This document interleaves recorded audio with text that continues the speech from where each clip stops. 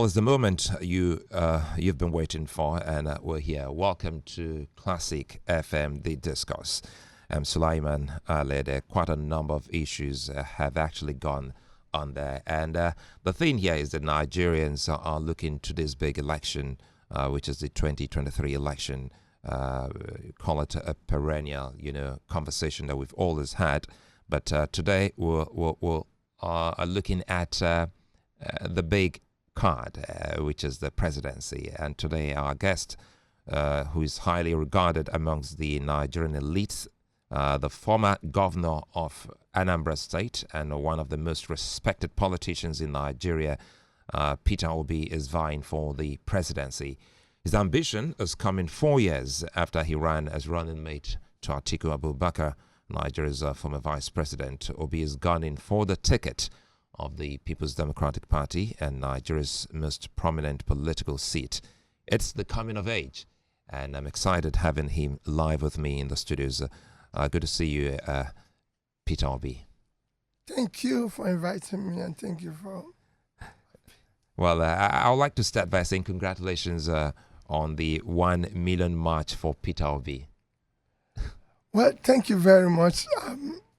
I have to thank the organizers because I don't even know how they came about it and what they're doing. Well, I thank them all the same. That was awesome, honestly. Well, as you thank the organizers, I know that Nigerians have also said something about you, which is about your humility.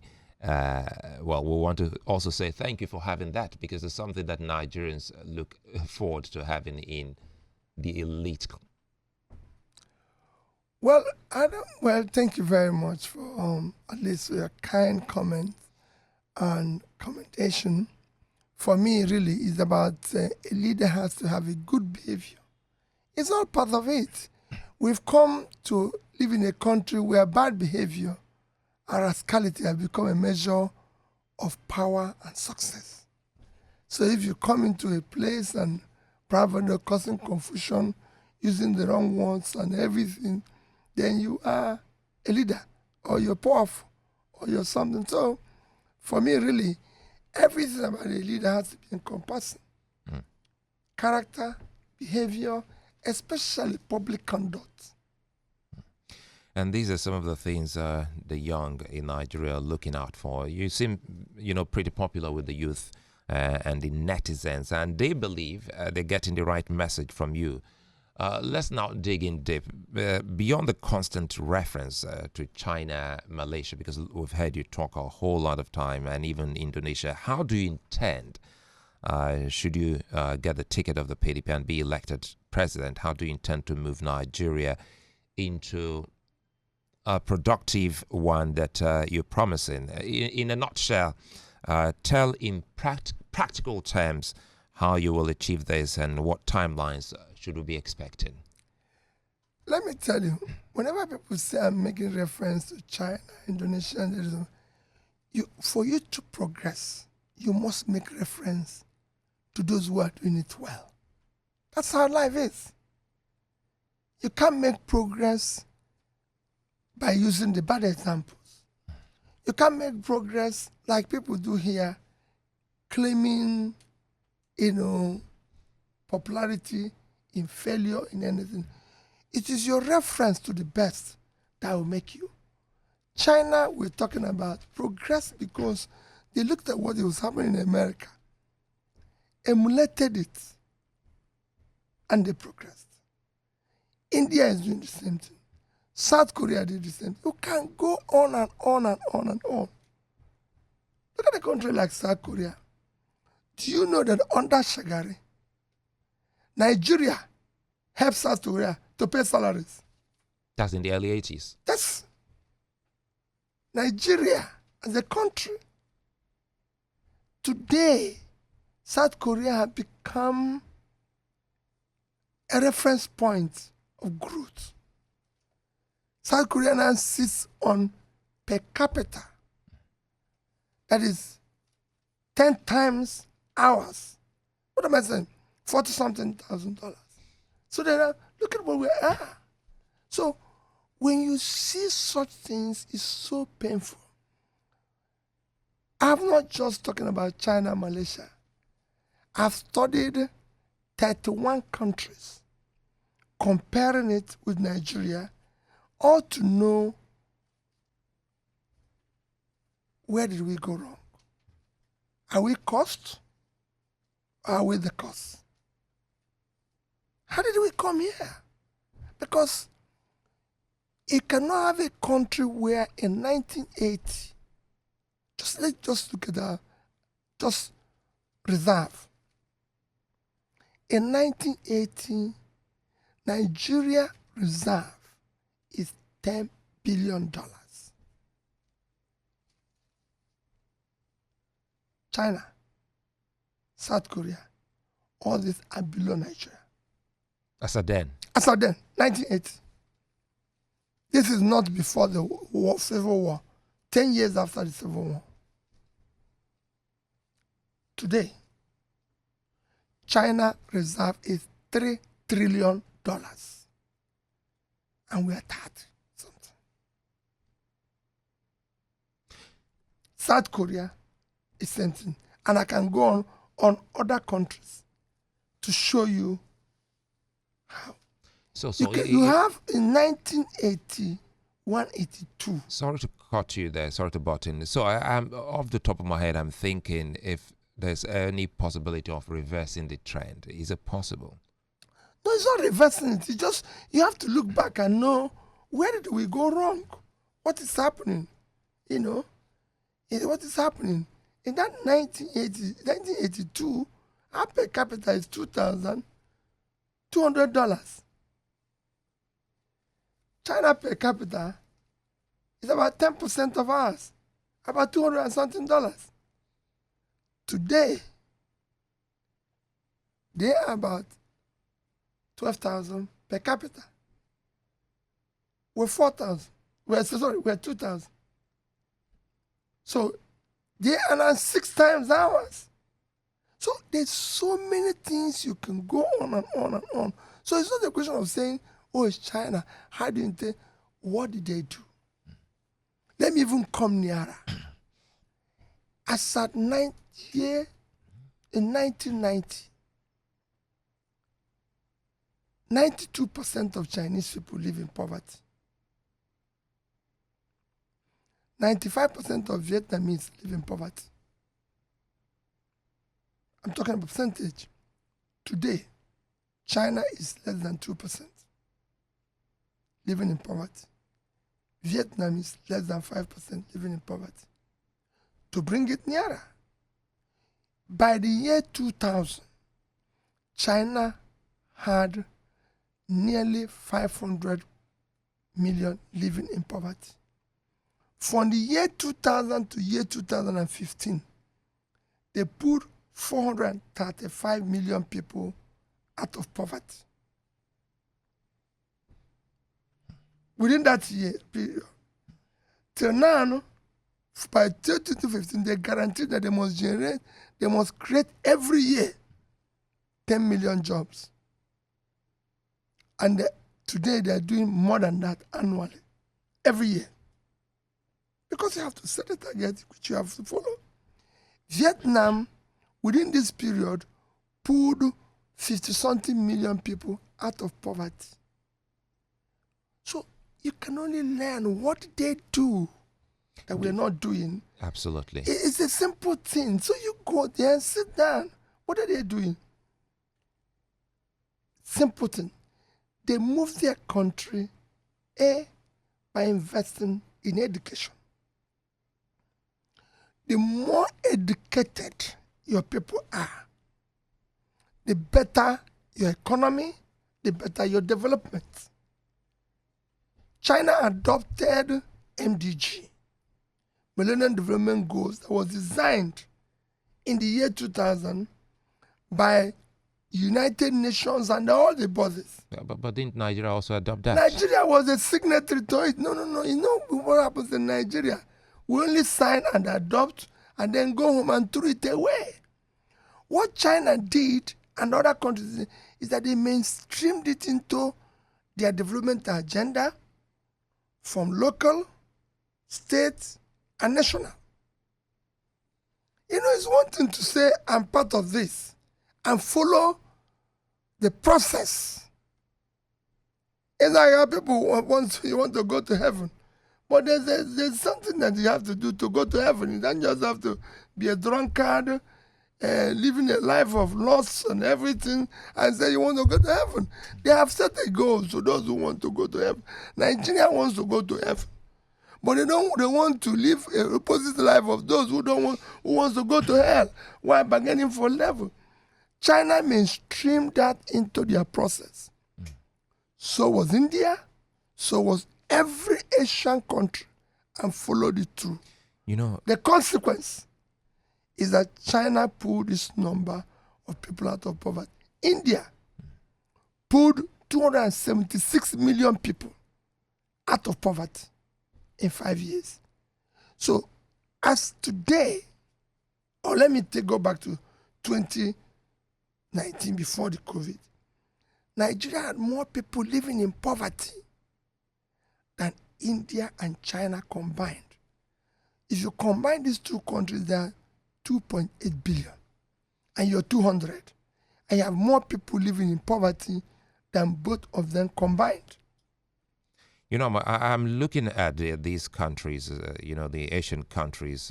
You rightly said you need to look at those who are doing better than you. That's all, to learn. Yes, to learn. And but I also know that, you've been very critical of the present government to the extent saying that we don't need infrastructure to develop, a nation. I'd like to ask if you really meant what you said, against the backdrop of the fact that even the developed country is still building infrastructures. No, they got it wrong.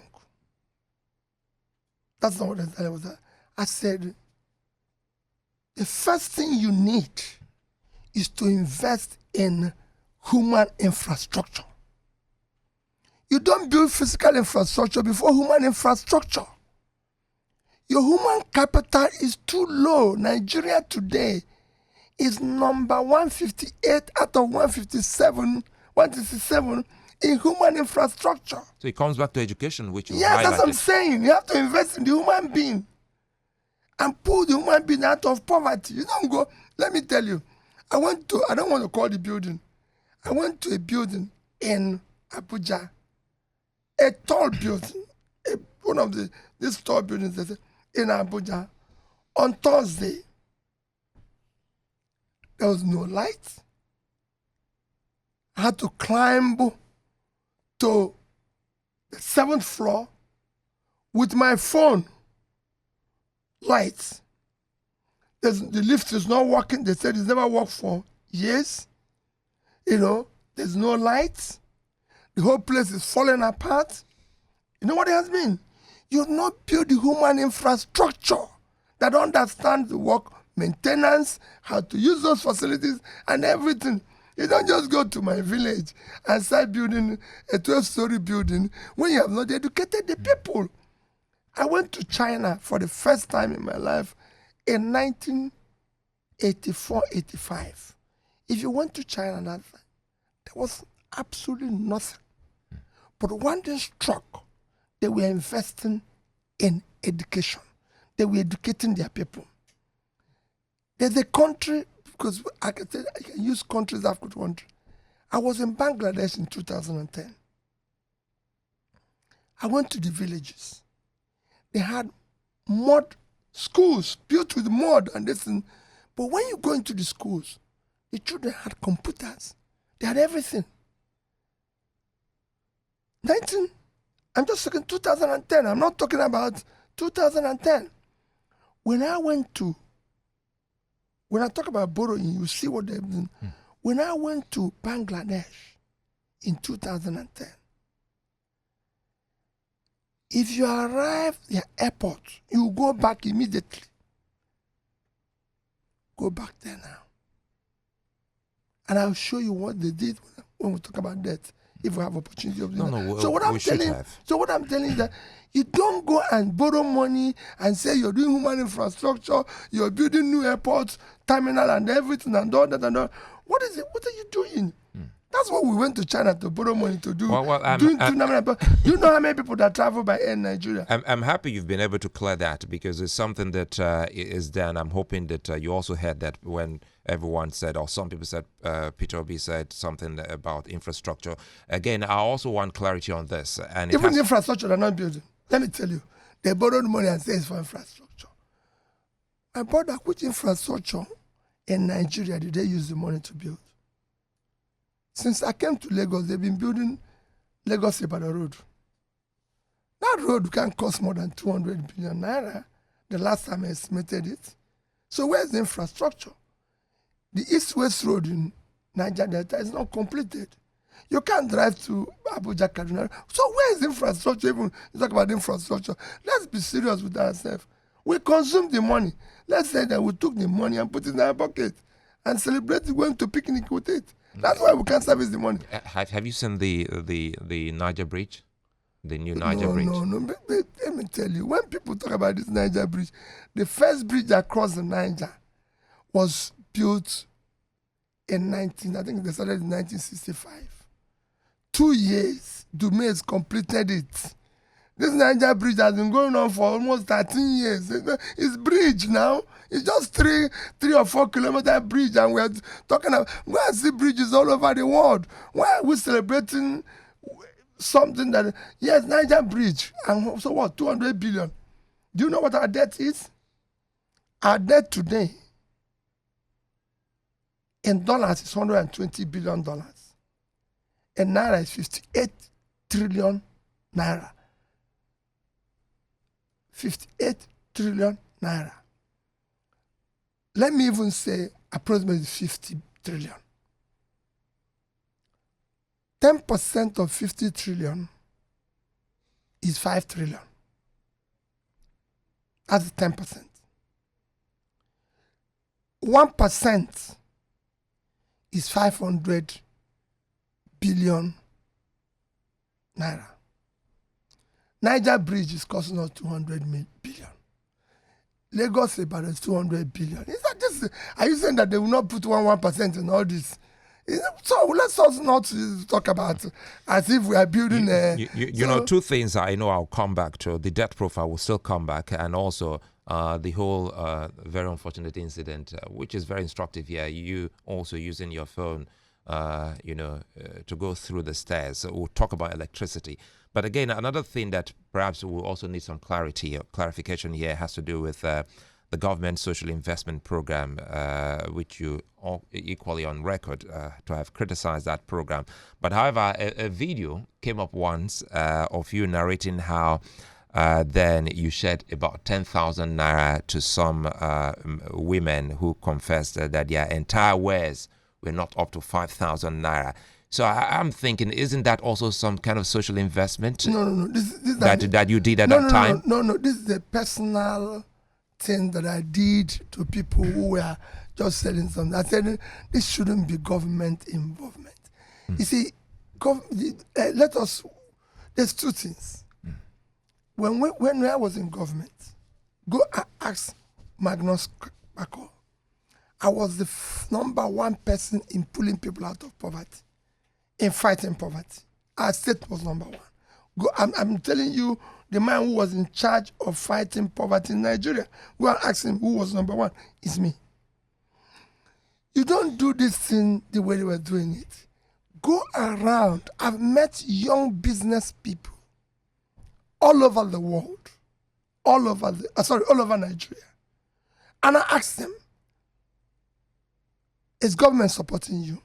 Are they giving you any grants? Are they doing anything? No.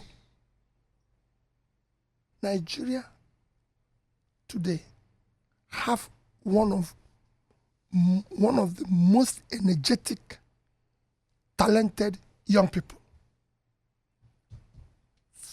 The only thing that is lacking is access to capital and government support. I started my business in the UK. I asked somebody, I've forgotten his name now because I didn't know this. It's from Southwest here. He builds a computer. I met him at the airport. And I said, have your bank ever come to you and say,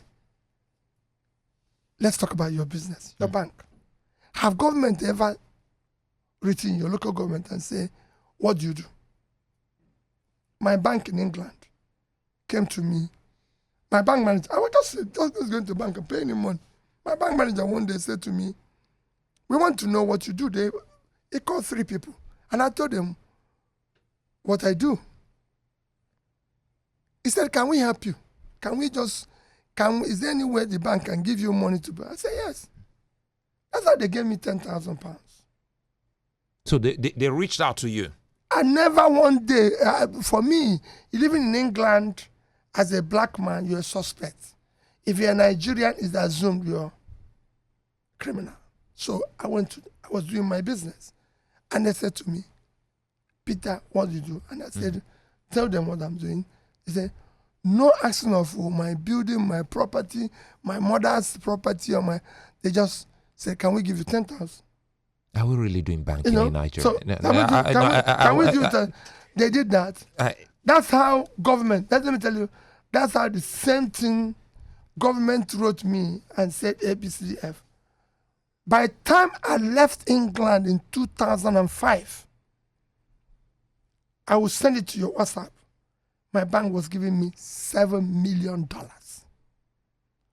No, I said before, if Bill Gates, who started Apple, all these people, like I said, Bill Gates of Microsoft, Steve Jobs. Steve Jobs of Apple, all these people who are now running around in American stands, if they were here, they won't progress. Nobody will give them £1. Where would they get the money? I come back to you. So because you have an idea. Sorry again to butt you. I asked the man in local government. It's still about the support. Sorry to butt in there because you also have a thing with the banks, and that's why I was asking, what is banking to us here in Nigeria? It's pump brokerage. They don't do banking. They just give you this, give you this. That's not banking. Quote me anyway. I'm being fair, but again, you don't blame them because they don't have the support they need. So they can't go and do normal lending with people's money because they'll be gambling with people's money. You need proper government grant. Throughout the time I was in the UK, because of my turnover and my business in the UK, every year I get a letter from the Queen and the Prime Minister's office thanking you. Since my business in Nigeria, I've never gotten a letter from my local government. And I'm employing that local government. I'm not saying even getting from governor, but getting from my local government. And I'm sure that is the same with so many other business owners. I can tell you within the next 1 week, if I'm able to travel, you will see me, I think it's not this Monday, the upper Monday. You will see me going for an invitation where I will be invited in a meeting with others, with the Prime Minister of Britain. Nobody have invited me here. And that is what is key. You must have something that let me tell you, I took education from number 1, from number 26, 27 to number 1. Every senior prefect. That was when you were governor. Yes. How did you achieve that? Because I had spoken with one of your commissioners then, the professor, the lady, and they told us of how you worked with your team then. Perhaps for those listening to us, take us through how you did that. It wasn't magical. All we needed was simple. When I became governor, we said, let's have a vision. Let's have a strategy for delivering our vision. So we adopted the Millennium Development Goals as our vision because it's already a well-articulated policy that can allow you to develop simultaneously, which is why I criticize when they said infrastructure. It has to be a simultaneous thing. So when we adopted it, we said, let's develop our strategy for delivering of it. If you go to the MDG, the first thing in MDG is pulling people out of poverty. We studied and said, okay, let's do poverty mapping. We are the first state that did poverty mapping in Nigeria. I had statistics of poverty and said, why are all these local government poor? We noticed one thing. They were poor because They were mainly farmers who had no access to market, had no support for their inputs, had no support for this. In fact, I decided in all those local governments, I, Peter, must go and sleep there. You did that? Yes, all of them, from A to Z. I must find somebody's house there that will accommodate me. In fact, one of the people kept begging me, even as at midnight, I have no place for you to sleep. I said, I'll sleep here till morning. Don't worry. If we get to being awake, we'll be awake. So we found out they have no access. We decided that's why as governor, you won't see me building mansion or whatever the people do in Oka. No. I open up the rural areas. Because that's what Bangladesh and China and all these people are calling. They didn't start by going to build sky. They opened up, so we opened it up. So they had access. They saw their earnings tripled because they now have access to market. Something they used to sell 500 naira now became 1,005 and everything. We started supporting the rural women with inputs, with everything. Back came and saw it. That's what I'm saying. Giving them real. Number 2 item in MDG was issue of education. Number 3 was health. And on like that. So education, we looked at it. We were number 26, 27. Where can they go? And I said, it can't be. There must be something missing here. We noticed a few things. We're not supporting school enough. The schools are underfunded. There's nothing happening in school. We have what we call universal basic education. You know, education is supposed to be free in Nigeria. If you don't have education, you can sue government because that is the law. But people don't follow it here. But we found out that in the federal, there's an organization called UBEC. They are supposed to disperse money, counterpart funding. We add our own. They give it to what they call the state UBEC.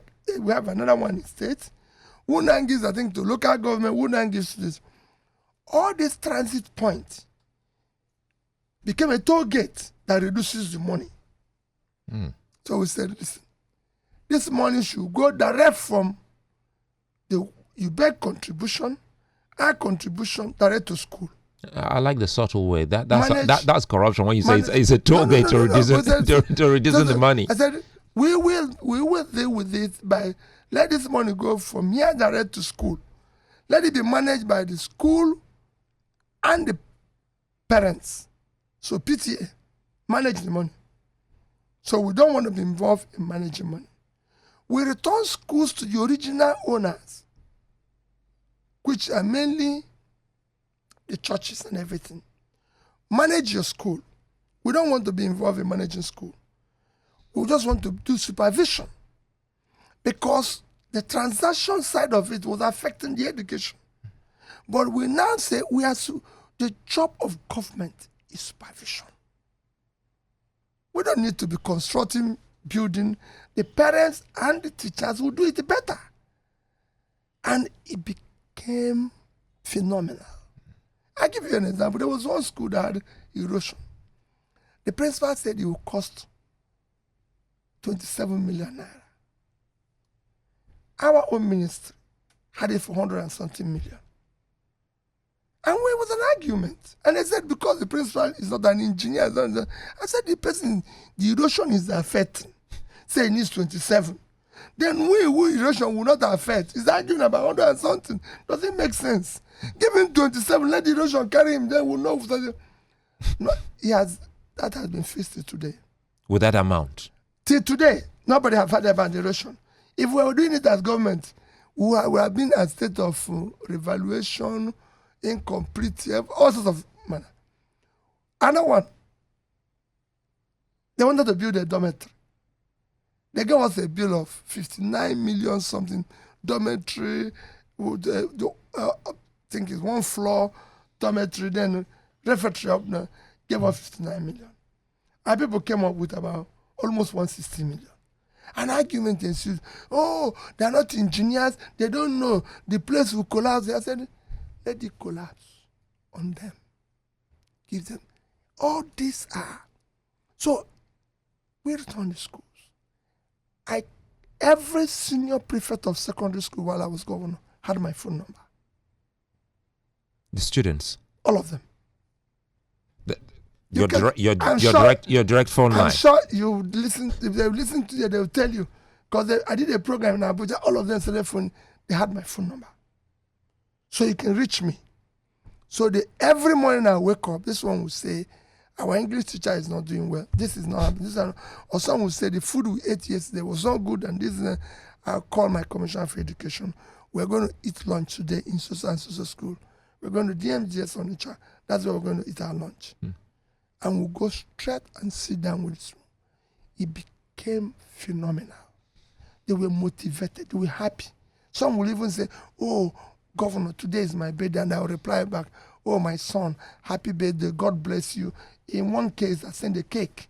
I said, "Oh," it became a change. That's what I was telling you about business. Somebody coming to ask you, "How is your business going? How is everything?" How many times have they visited to support even this organization?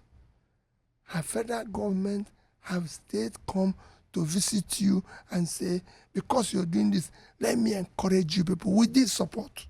No, they only take. They will tell you about tax, tell you about this, tell you which system works like that. Back and forth, we'll dig in deep into politics and some of these things you've highlighted, because I see that we've spent about 30 minutes for Nigerians. Their messages are here already. And in all of that mix, I'm off the top of my head, I'm thinking, who needs or who is afraid of Peter Obi? Because if you have such experience, and you have people who will haggle over, budget to fixing things. Two things here. This man said no one make we chop. And if people have that kind That's why I was impeached twice. I was even from office twice. So if you can imagine if people have that kind of intention. I'm coming back to your primaries, but before that, your reputation for frugality. I've been thinking about your son when I read something about it. Wow, this man. So your reputation for frugality precedes you. So if you had an option between saving more money for Nigeria and spending money to reduce Nigeria's infrastructure deficit, which option would you take? Well, it's two ways. It's not about frugality. You manage public funds for the interest of the public. It's not your money. Don't forget I've been chairman of a bank. It's not your money. It's a simple thing. You have to manage people's wealth in a manner that is supposed to be for the interest of the public. It's not your money. We're too reckless with public money. Our cost of governance is unacceptable anywhere in the world. Anywhere in the world. Let me tell you, I'm very sorry to use certain things that people don't like me to use. The biggest state in America is California. 3.3 trillion economy. 8 times Nigerian economy. If anybody sees the governor of California with 10 vehicles, he will not be governor the next day. 10 vehicle convoy. Talkless of staying in maybe a hotel in Washington, because they don't have lodge in Washington, and he cannot go to Washington and pay, say, $2,000 for a hotel suite. He will go that day, and he cannot fly first class. He cannot with public money. Talk less of maybe even talking the one we do here. No, it's public money. You cannot do it. No minister in the UK will enter plane from London to New York in first class. How can? UK is an economy of $50,000 per capita. We're 2,000. No minister there would dare enter plane and fly first class. With whose money? Public money? No way. You cannot do it. You can't go to White House today. I will show you. I said I have appointment with the Prime Minister. I'll show you. They gave us time. No lunch. I'm going to see, I'm going to a country now. I'm going to meet a minister. He told me, okay, Peter, we can meet for coffee. 1 hour for coffee and talk about these issues. Coffee. And it's coffee. We're not going to have lunch. No, you can. It's not where I come and say, oh, do you want to eat lunch? He will even come with people. They can be eating. No. Coffee is coffee. That is, he will buy one coffee, and we drink coffee. That's it. If you want lunch after that, you buy. Public money. If you go to White House for dinner today, you pay for it. I was governor. Nobody had a bottle of wine while I was governor. I wasn't running a bar. These things that confused me. Money was to give children where they sit and go to school. That's the every school while I was governor had 2 buses. They had a generator. They had a computer. I bought the highest number of computers ever paid by any government in Africa. 30,000 computers for HP. I bought buses for them. They had generator. The money, do you know how we bought generator? They came and gave me bill to do street light from my office to my lodge and a few other places. It came to about 500 and something million naira street light at night. So I said to them, at secondary school, they have generators there. I called the man who said generator. I said, I want to buy 40 kVA so that they have basic light. It was about 1 million then. We have 500 schools. So I said, pay this man. We can do without street light. When it's dark, people should go home. Let's put it where it is needed. You don't just go and start using public money. Now you're talking. I'm trying to catch up with time. Now that you're talking about street lights, quickly here, let's talk about electricity. You have any plans on how we can actually fix that, the power system? You must have listened to me. It's not rocket science. Let me tell you, this country, that's why it's so painful. The first time this country borrowed money was in 1964. In September 1964, the then Prime Minister of Nigeria, Tafawa Balewa, wrote World Bank a letter saying, I want to borrow $82 million to build the Kainji Dam facility to generate 760 megawatts of electricity. 64. In reply, the World Bank said, we thank you for development of my country. The World Bank replied and thanked him while granting him the loan and said, ABC, that it is a step in the right direction. That money borrowed in 1964, in today's value of money is about 1 billion. So in 1964, we were able to borrow money. We were generating about 1,000 megawatts. 58 years after, we're doing 4,000. It's unbelievable, ridiculous. It shouldn't be. We're the biggest economy in Africa. We're the biggest country. The number 2 biggest country in Africa is South Africa. We're 200 million. They are 60 million. South Africa is generating 54,000 megawatts. Yes, 50,000 than what we're doing. The number 3 country in Africa is Egypt. They are generating 55,000. What is even worse, more worrisome, Egypt own between 2015 and 2021. Between 2015 and 2021, Egypt have been able to double their own from 26,000 plus to 55,000. And that's why I said, even if you don't know what to do, let's go to Egypt and tell them, please, what did you do that in these 6 years you doubled this? Can we go and learn? If you don't know how to do it, that's what I've always done in my life. If I don't know how to do it, I go to you and say, Oh, please teach me.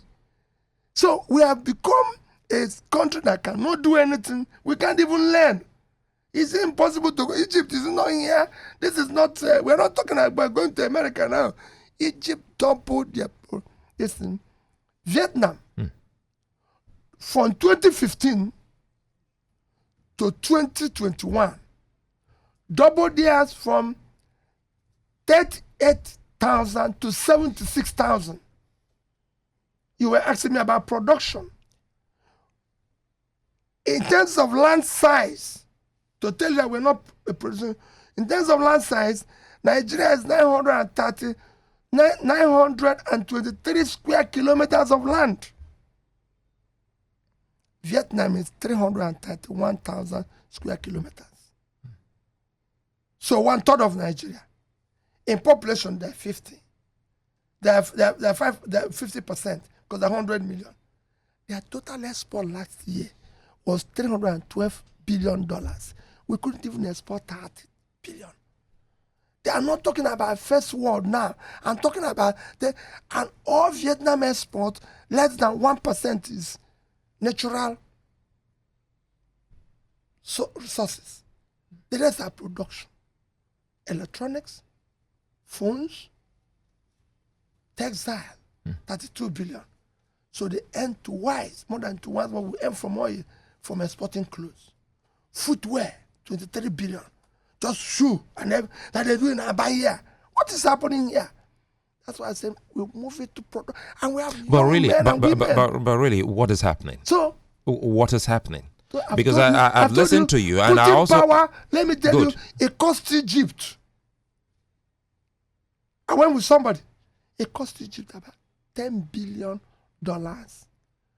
to generate almost 20,000 megawatts. We are owing 120 billion. Let's say, I told you before about Tafa Balewa. Tafa Balewa used 1 billion today's money to generate 1,000. We are owing 120 billion. Assuming we use a third of that money, you're talking about infrastructure, to invest in power, we would have been doing 40,000 megawatts today. So where is the 120 billion? It was consumed. That's why servicing it has become impossible, because you chop the money. And if not, servicing it will be easy, because the more you borrow, it's supposed to increase your value, your per capita. Servicing it becomes easy. But when you borrow money for picnic and say burial, you're finished. Let me dig in deeper, and it has to do with. We'll still talk about security again, but I really want to come into your party. Very soon we'll be looking at having that primaries. Listening to you, you were in government, and at that point in time, while you were Governor of Anambra State, we had a very vibrant governors forum. And I remember then, it was said that it was like a peer review mechanism. You come, you review notes. And people then, I also recall then, we had asked then on television, why is it that people are not looking at the Anambra, roadmap and used to implement in their own state? I don't know if you ever had that conversation among your governor colleagues then. But now the People's Democratic Party will have its primaries. And, I wouldn't want to say I'll say I have it on good authority that there is a gang up against you, Peter Obi, from picking the ticket. Well, I'm not worried about that. There has always been a gang up against you're not worried? No, I'm not worried about that. Let me tell you. But do you have a sense of a gang up? I'm not desperate to be president of Nigeria. I know, but again, do you have that feeling that there is a gang up? No. If the worst they can do is that they throw me out of the party. For me, I'm not desperate to be president. I want you to know that. I'm desperate to see Nigeria work. I feel like pain that a country that has all the potentials to work is not working. So for me, it's not a gang up. Yes, people don't like my brand of politics. I granted an interview on Tuesday, which somebody called me and said, Peter, how can you do it? And what I said was simple. Manufacturers are looking for money Importers, business people, genuine businessmen are looking for money, dollar, for spares, for inputs, for critical goods. They can't find it. And we, the politicians, are sharing dollars. Let me tell you, one of the greatest measures of any country's economic stability is their currency. It's an abomination that somebody serving in government is spending another country's currency in his country. And I'll say it any day. If I'm president today, no government official will spend dollar. You go to jail. We have a currency. It's our country. We should be proud of it. You cannot be carrying, how can we dollarize our economy? And it's affecting us. That is one of the things that is ruining this economy and bringing up problems here. And it's being done by people sitting in government. And I say, can any of us, including me, show any dollar earning in the past few years? Like we're buying funds, million. Can we even show our tax clearance in the past 10 years to show we have earned that type of money? What is happening here? So it is not, if they don't like it, so be it. I'm not talking about being president. I'm talking about we must have a country first before we can become president of the country. If I'm a refugee in Cameroon or Ghana, will I be president? No. So before we get to that stage, let's tell ourselves the truth of what is happening. So that can go. You talked about peer review mechanism. Yeah. Let me tell you. When they came, we set up peer review mechanism headed by then Justice Ways and appointed a few governors, a few people, even Donald Duke and all that and all that, a few committee members. They say, who is first? Because they're supposed to come, see your state, come and report back to us, the governors. So I said, no, I'm number one. I think some other person, I remember one or two of us, but I was number one. After they reviewed my own, they came out with so many criticisms of things that, because the idea is to tell you what you're doing wrong. So they came out with so many criticisms of what I'm doing wrong. When they told me my states before they brought it to the forum, I said, yes, why not? So we took note. All of my commissioners were taking note. So we can go and correct it. Then when they presented it, everybody said that's the end of it. If they can criticize Peter like this, we don't want this type of thing. Who are so I'm not coming forward. Nobody came forward. But it was a critical thing. Fantastic. It helped. It's just like, I keep saying it. I was lucky. You talked about a lady. I was lucky. I was surrounded. Though I told them. I said, it's my policy since I serve on the board. If all of you here agree with me in 10 meetings, I dissolve the council. Your job is to give me bad news always. Leave the good news. I want to hear the bad news always. So I had, like my chief of staff, you can't get, my chief of staff, you can't do anything wrong where she is. She will tell you, we can't take this. Okay? People will even say, hey, why are all these your commissioners? They're very, none of them, look at the way they're talking. When they said this governor sent them, they said, you can go to governor's offices. We're not, but I say, yes, because they're the commissioner, they're running the ministry. The governor is just the coach. You're just one person. The governor doesn't know everything. Anybody who knows everything is an idiot. So the governor is also learning from them.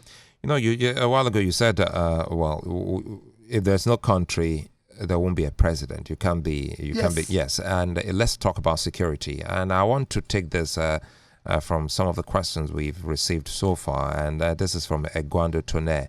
And Egwando says, Peter Obi has continuously refused to discuss the issues or condemn the activities of IBOP ESN in the southeast. He's quick to condemn attacks in other parts of Nigeria, especially in the north. I'm not comfortable with his stance, and my question is, what is his take on the activities of these terrorist groups, especially in Nigeria's southeast? Let me tell you, the person is wrong. Is the question, what is said is totally wrong. I've always said one thing, whether it's in the north, east, west, anywhere, that what you see today is cumulative effect of leadership failure over the years. The people who refuse to invest in yesterday and pull out of poverty have become our problem today. All these various agitations you're seeing is as a failure of government. I followed the agitation. As I said, in my own thing, I followed agitations in South America. I followed gangsterism, banditry in South America, in Brazil, in Colombia, in Mexico, and I can tell you, my own is not to sit down and say, hey, it's peculiar to us. No. I've studied countries after country. The more you pull people out of poverty, it's like security. That's what they call natural security and defensive security. The natural security is that people must have a means of livelihood. If you don't know where the next meal will come from, you're a bandit. It's simple. The more you pull people out of poverty, the more you reduce criminality, the more you reduce agitation, the more you reduce all sorts of violence we're having. Because they will be engaged. They will have a job. They will have a means of livelihood. Some of them will be making money. Some of them will be... So they don't need all those things. So if you see people saying, oh, okay, why is there agitation? Why is this uprising today, everywhere, and this violence everywhere? Why wasn't there yesterday? Because people had a job. People have means of livelihood. So the more your system, what you're experiencing now is two things. When I say Nigeria is the first state, I'm happy the American states are saying, you have qualified two things that makes a first state. You're no longer in control of your territory. You're no longer in control of your economy. And this, you have to have all this. You have 100 million people living in poverty. You have 15 million out-of-school children. You have all these things. Somebody said to me, look at what these Okada people are doing. Look at how they are. I said, listen, these are people you refused. You did not educate yesterday. These should have been part of our export. Today, Egypt, I'm not going far, is getting twice what we are getting from diaspora remittances. Yes. They're getting 30-something billion. Bangladesh, 30-something billion. Philippines, 50-something billion. If I had educated these people, they would be the people driving taxis in Dubai, in London. If you go there now, you see them, Bangladesh, Egyptians, this. And they're there, remitting money. This foreign exchange we were looking. There's so many ways to get that foreign exchange. It's not just there's so many, that's why remittances in Nigeria now is almost 20 billion. And we have only 5 million Nigerians living abroad. Imagine if these 15 million out-of-school children, which is now 18 million, we educate them and export another 10 million, we will triple it. It's as if you saw this question from Joseph Lawani. Joseph Lawani is asking about the unemployment rate and the out-of-school children. He said we have more than 12 million out-of-school children. No, it doesn't know what it's talking. It's about 18 million now. Good, it's reason. So he's also asking how will you address this should you be president? It's simple. Education.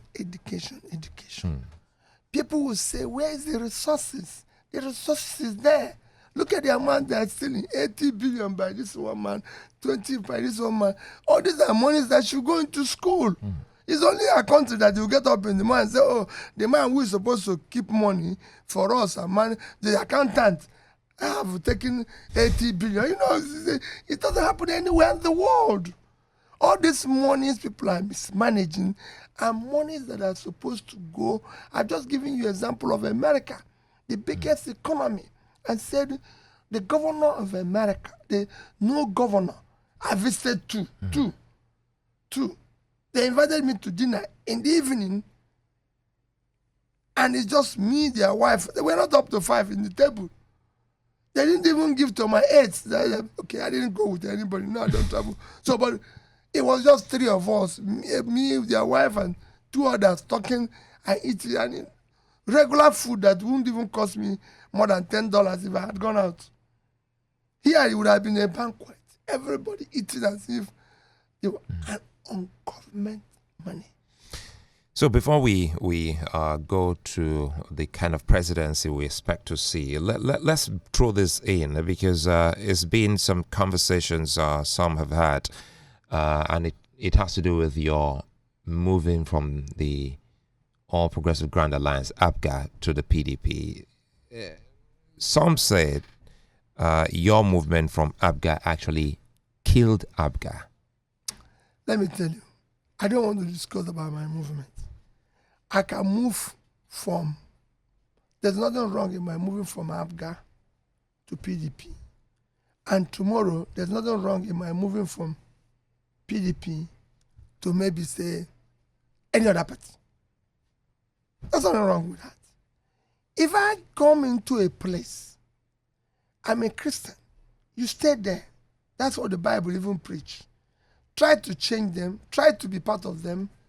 If in the end, what they are doing does not align with you, you move on. Simple. I'm in PDP today. You just talked about gang up. And yes, it's happening. And it gets to a point where I will also move. There's nothing wrong in that. As I'm not moving, my politics is not transactional. It is transformational. What do we do?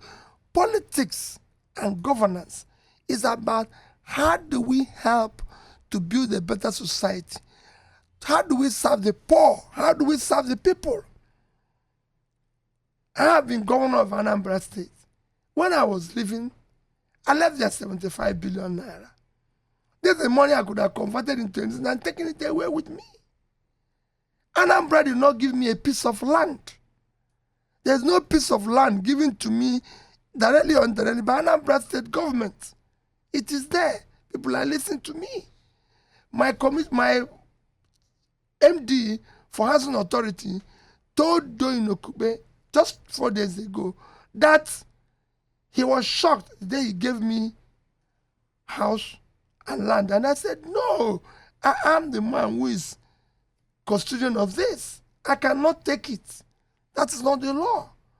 Since I left as governor of Anambra, I said, go there. They've not bought me pure water. I told them I'm going home, finish. I'm not saying I'm a saint or I'm the best or this or no. But I'm saying we have to start doing things where people have to reduce their greed. People are sick here. So they're acquiring what they don't need. Greed? No, they're sick. Nigerians are no longer, what people are acquiring here is not greed, it's sickness. Let me tell you, 1 billion or 2, if the accountant general put it in, if it's true, if he puts it in a bank, that will give him 200 million. That's 20 million a month. Nobody earns that type of money. It is the budget of a state. That is no longer greed, it's sickness. So, lastly, for the young Nigerian listening to you, you've said something which is very instructive here about politics. The kind of politics is transformational politics, and that is why a lot of young Nigerians are listening to you when you speak. For those who are trying to make incursion into politics and be a part of that movement of transforming Nigeria, what's your message? My message to them is not to get him, not to dabble in it the way they want to dabble in it. No. My message to young people is to ensure that the right people are elected to help them to build a better future. I've said it. The engine of growth, the reason, one of the main reasons why Nigeria is not progressing or doing well economically, and I always say economically, because we have an economic problem. We don't have, people think our problem can be solved by politics. No. The engine of solving this problem we're in is economy. Economy must work.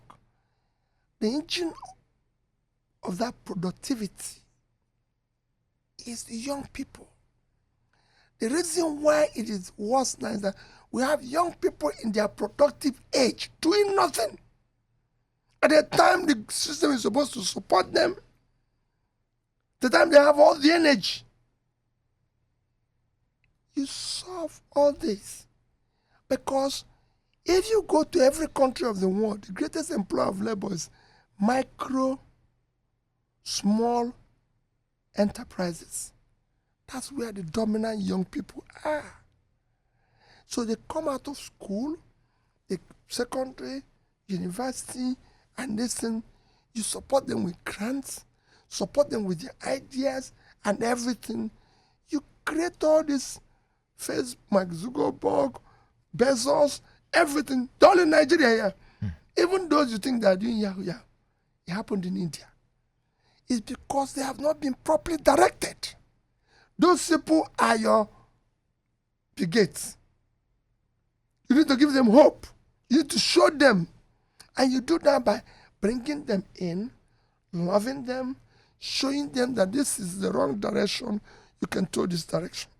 And I can tell you, they'll change the world. And the more you do it, the more you generate revenue. You hear our government saying every day, the government tax to revenue, tax to GDP is low. You hear them every day. Because you have 100 million people who are not doing anything. Are you going to tax people who are not doing anything? No. That shows you need to invest in it. They are the greatest employer of labor. Today, the countries you're using, for example, China, 80% of employment in China is within micro, small, medium enterprises. 800 million Chinese are employed. 640 is coming from this sector. Their budget is 4 trillion, annual budget, the last time. Out of this, they only borrow, their 3.2 trillion is coming from taxation. 60% of that is coming from this sector. You go to Indonesia, 98% of the companies is small business. I can go on and on in different countries. That's why I said you have to compare countries and say, where did we go wrong? In terms of lending, how much money are you putting in the hands of these young people? Nothing. They just come out of school, no job, no care, no nothing. So they're all on the street. So if they do young good, if they do anything good, because it's like somebody threw on the street, whatever he sees, if I don't have anything I'll do, whatever I can do to eat, good. Well, it's a fine place for us to leave it here. I really wish we can actually have this conversation, again. Our debt. Yes, and, quite a number of things we need to be talking about. And I think I will want to stretch, because this is a special for you, and I want to stretch it, and let's talk about the debt, if we can do this in the next 5 minutes. And also, weighing on, are you thinking of having a Peter Obi leadership series? No, but I go around talking to young people as much as I can. Because, it's difficult when you're doing things that you're lonely. If I tell you, my days of government was very stressful, especially to my family. My wife comes home, you go everywhere, people say, people are not happy with you, this is not this, this is not this. But which I always tell her, I'm not in this business of making people happy. I'm a governor. My business is to make things work. There's people who are in entertainment and comedians who make people happy, but they have to do the right thing. And the same thing is imagine what you're saying now. By the time I finish this, people in government are complaining and all that. But however, the right thing that I was talking about debt, there's nothing wrong in borrowing. Absolutely not. Every country of the world borrows. Every country. Who are the countries we use as an example? America, which we shouldn't, because you can't compare them. America is owing almost 20% of their GDP. China is owing over 50% of their GDP. Japan is owing 230% of their GDP. 230. So technically, China should be a collapsed country. But China per capita is 45,000. We are 2,000. But China, at the same time they were owing, all the money they borrowed had been invested in their economy. And China today owes the highest amount of US treasuries. So they even have no way that you can say has the highest sovereign wealth fund. It's owing 50% of their GDP. Singapore, our people refer every day, is owing 120% of their GDP. But if you go to Singapore, go and bring their law, it's written, all borrowed money must be for investment and must be measurable. So it's not for consumption. To conclude it, and I'll give you an example why ours was bad. I told you about Bangladesh. And that's what I use today so that people don't say it's China. When I went to Bangladesh in 2010, their GDP was $115 billion. Their debt was $45 billion. 36% of the GDP. Their per capita was $747, 2010. Today, their GDP is $340 billion, so it's grown 3 times. Their per capita is now 2,050. Their debt have moved to about 114. So, but because their GDP had gone higher, their debt in percentage has gone, it's still above 30, it's about 30 something, but no longer 36. So it shows but the per capita, which is the real measure of wealth, have tripled. In our own case, in 2010, we were 375 billion GDP. Our debt was about 30 billion. Our per capita was 2,250. Today, our GDP is about 400. Our per capita has come down to 2,000. So we've lost about 11% of our per capita in the past 10 years. Our debt has increased from 30 to 120 billion. 90 billion you invested here. Where did it go? You're a businessman. Your business was what this. So even if we didn't have any growth, but we took that 90 billion and added it to 357, 375, we would have had about almost 500. But we have 400, so you threw it away. So the more you borrow and invest, imagine if we had taken from the 90 billion we borrowed within 2010 and put just 10 in power like Egypt did. Our power would have been about 20,000 megawatts today. That would have changed the dynamics of this country. And we wouldn't be seeing you or anyone or myself using their phones to climb the stairs. Thank you. It's a fine place. Peter Obi, former governor of Anambra State, and a Nigerian who is desirous of leading us, and he said it's serving us, and he said it's not a do or die affair. And he's also spoken about education, unemployment, power generation, and Nigeria's debt profile. If you really want to catch up on what you missed out on this, you can get to watch and listen on the Classic FM YouTube channel. Peter B, it's a delight having you here live. Thank you. I'm Sulaiman. Many thanks for listening. Bye-bye.